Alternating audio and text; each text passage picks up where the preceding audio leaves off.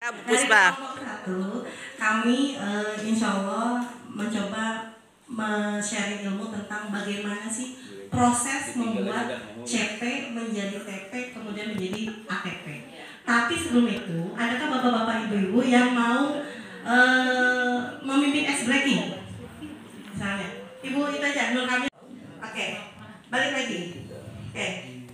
Apa sih? Nah, panduan ini sebenarnya sudah juga disebarkan oleh Dikbud, gitu ya, melalui sekolah-sekolah penggerak dan bahkan kita di madrasah gitu ya.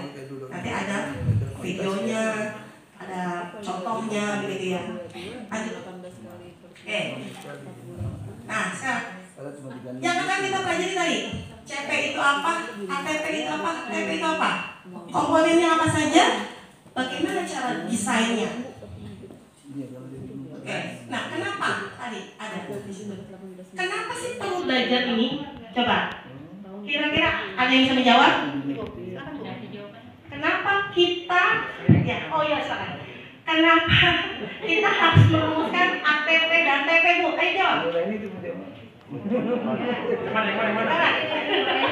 Oh, Pak Aulia. Ngomong apa? Oh, sudah Bu, sudah terjawab. Oke.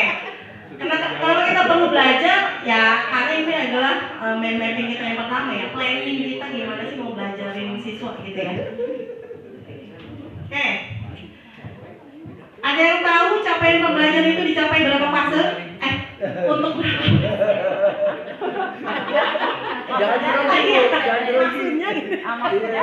Ya, capaian pembelajaran itu untuk satu fase. Coba saya mau tanya, fase yang pertama tuh fase apa sih Bu, Pak?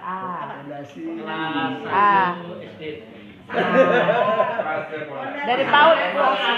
Fondasi. Fase Fondasi. ya. Untuk apa? RA. TK. Kalau fase A untuk kelas? Oke, fase B? 4, 5.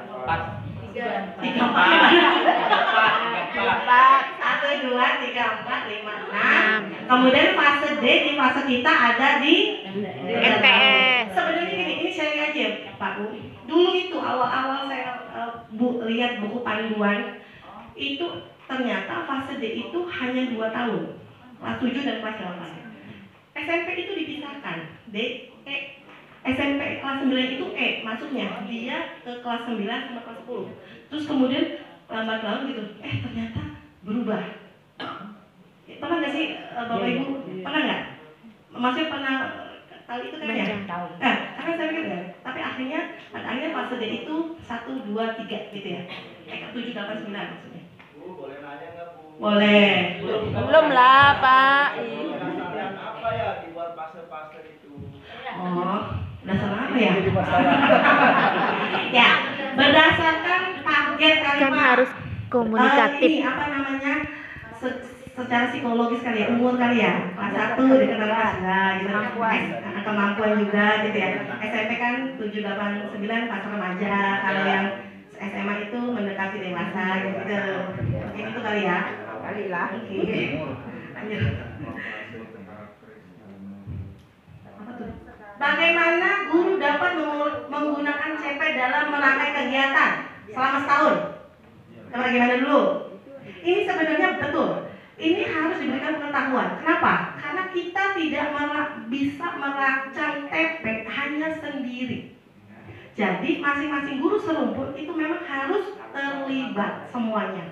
Kolaborasi. Konsep dasar dari kurikulum Merdeka adalah kolaborasi. Ya, jadi kolaborasi. Jadi kalau pernah saya diajarkan gitu ya, filosofinya adalah kita itu kayak jus. Ya nggak sih? Jus. Misalnya gini. Ya, mix gitu ya. Kita bikin apel, jeruk gitu. Kita bikinnya itu namanya jus, tapi di dalamnya itu ada jeruk, apel gitu. Jadi memang sistem kolaborasi itu penting sekali Bapak Ibu untuk memulai ini gitu. Dan betul juga sistem kolaborasi kenapa penting, karena pemikiran kita tuh kayaknya bebannya rata gitu. Dan mungkin ada ide-ide kreatif yang tidak kita ketahui tapi diketahui teman-temannya. Nah, itu yang bikin memperkuat pembelajaran tadi. Itu menurut saya. Jadi kolaborasi itu penting, satu. Kemudian menentukan CP menjadi tujuan-tujuan pembelajaran dengan tingkat kesulitan materi yang berjenjang tadi. Seperti yang sudah kita dapatkan gitu ya, ini kita dapatkan bahwa kelas 7, kelas 8, kelas 9 pasti beda level. Baik beda itu latar belakang umur segala macam ya. Sehingga kita harus merumuskan TP-TP itu berdasarkan jenjang. Kelas 7 itu levelnya 1 misalnya, kelas 8 naik level 2, kelas 9 naik level 3. Jadi kita nggak bisa sembarangan kalau misalnya gini, kita mengukur diri sendiri. Misalnya, menurut saya mah gampang. Belum tentu menurut anak-anak gampang gitu. Jadi harus ada ukuran itu, tolak ukur itu. Kemudian, boleh. Jika dalam CP-nya itu sudah mengandung menganalisis, misalnya di kelas 7, apakah kita harus berada di level yang masih rendah? Nah, masalah sih sebenarnya kalau menganalisis itu kan semua juga harus bisa dapat tuh. Kalau menurut saya, kalau di makro saya itu anak kelas 7 pun harus bisa menganalisis, tapi kontennya kemudian seberapa banyak sih analisisnya gitu. Maksudnya kriterianya, mungkin kriterianya lebih direndahin kali ya. Misalnya menganalisis itu misalnya kalau misalnya saya teks narasi misalnya, silakan analisis misalnya, silakan analisis unsur intrinsiknya.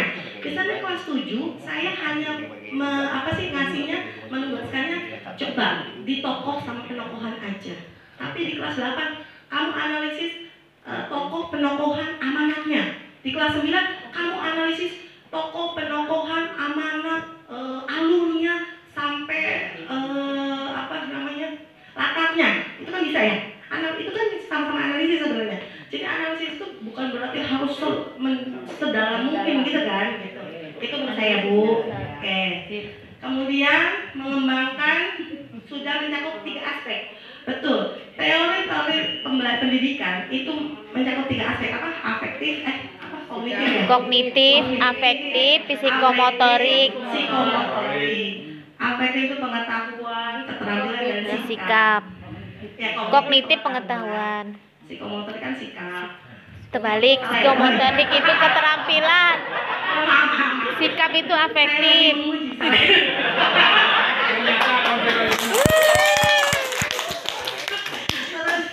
Padahal nggak tahu ya Pak.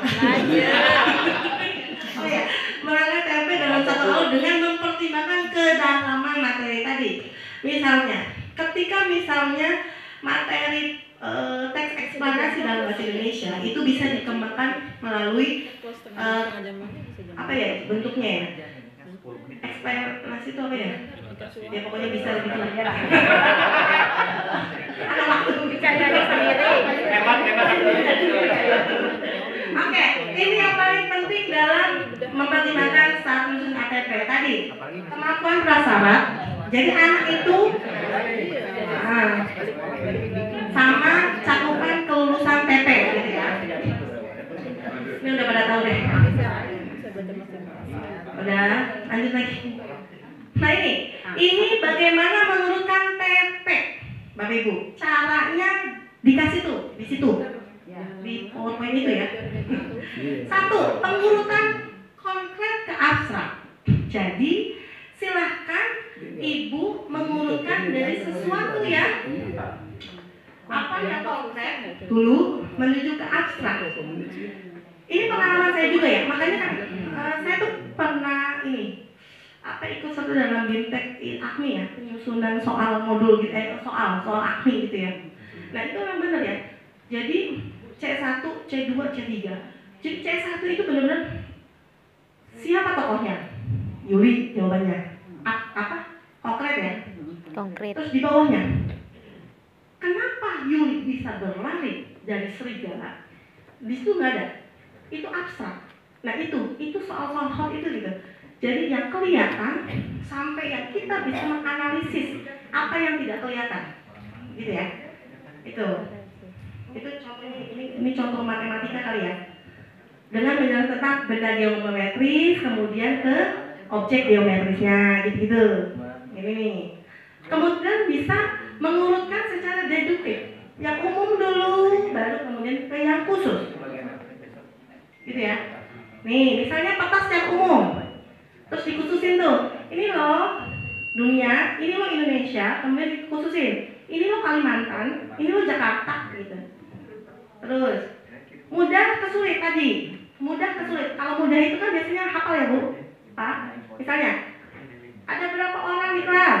3 misalnya. Yang sulit apa? Ketika di kelas itu ada 3 orang, kemudian datang lagi 3 orang. Berapa jumlah orang di situ? Gitu kan? Nah itu. Nah. Nanti dibaca sendiri aja ya, capek. Kirim aja, kirim aja Bu, kirim filenya. Contohnya cerdas. Iya. Terus ini Pinter proses menyelesaikan LTP. Nanti baca sendiri aja. Pinter kakak. Langsung ke contoh aja. Ya, kayak langsung. Nah ini sebenarnya ini. Kenapa harus ada referensi? Tadi betul. Ketika kita berinovasi, pasti ada pijakan awal. Nah, pijakan awal itu yang kita pegang. Jangan sampai kita itu mau ke atas, Nggak ada pijakan. Ya. Ya. Ilegal jadinya. Nggak ada ilegal. Maksudnya bisa dipertanggungjawabkan. Nah ini. Nah, kita masuk ke inti. Ini modelnya, Mas tadi Bu ke bawah. Nah ini komponen CP tadi. Kenapa saya tadi menekankan bahwa Bapak Ibu harus punya CP? CP secara utuh ya, bukan CP-nya doang.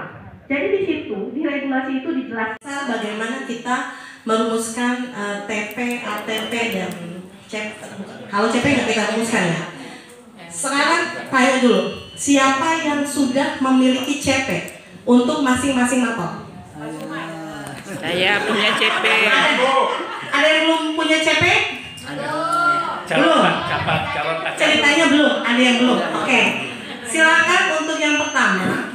Ke atas aja. Ya. Kita di sini di gol itu. Ya, oke. Saya di sini hanya membantu. Jadi yang akan merumuskan tentang mapelnya itu masing-masing adalah Bapak Ibu sendiri. Jadi artinya kami ini hanya memfasilitasi. Bukan untuk istilahnya menyuapi ya, tidak, tapi hanya membimbing gitu ya. Memancing. Ya, memancing gitu ya. Pertama, fokuskan goal Bapak Ibu itu apa? Ya, khususnya untuk pembelajaran mapel Bapak Ibu masing-masing. Kemudian kita punya opsi, pilihan. Pilihan itu diberikan ke kita. Silakan pilih opsi yang paling bikin Bapak Ibu nyaman untuk membuat TP ATP tersebut.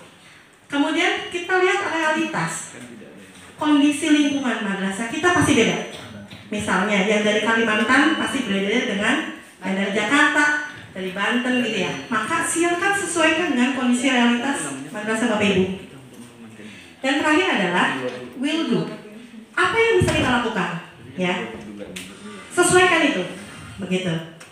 Oke, kita masuk. Pertama tadi. Kalau ada Bapak Ibu yang belum punya CP, silahkan ambil di, ya ini adalah regulasi kita, pedoman kita untuk merumuskan TP dan ATP. Ada di apa tuh? Ya, PSK apa ya? Ya lah 033 ya. Silakan regulasi itu bisa di-download melalui internet, bisa secara utuh. Semua mapel dan semua level, semua fase ada di sini. Itu ada halamannya 1822. Ada yang sudah per mapel. Ya. Jadi itu silakan di-download. Dan itu bisa Ibu Bapak akses melalui internet, melalui laman Kemendikbud. Ada di Merdeka Belajar, Merdeka Mengajar gitu ya. Oke. Kemudian itu untuk yang umum panduannya.